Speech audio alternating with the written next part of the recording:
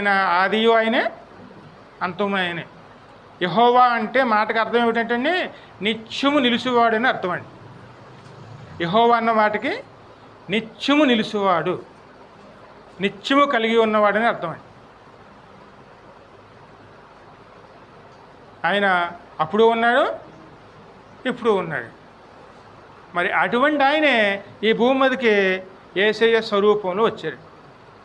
అందుకే ఆది యందు వాక్యం ఉండెను, వాక్యమే దేవుని యొద్ద ఉండెను, వాక్యము దేవుడై ఉండెను.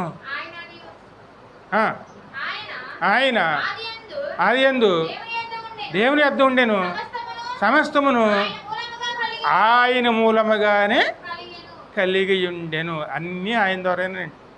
ఇక్కడ మన ఘనత, మన ప్రభావాలు ఏమీ లేవు. ఎందుకంటే మనం హెచ్చించుకోవాల్సిన అవసరం, హెచ్చించుకున్నాం అనుకోండి మనలో ఏమొస్తుంది,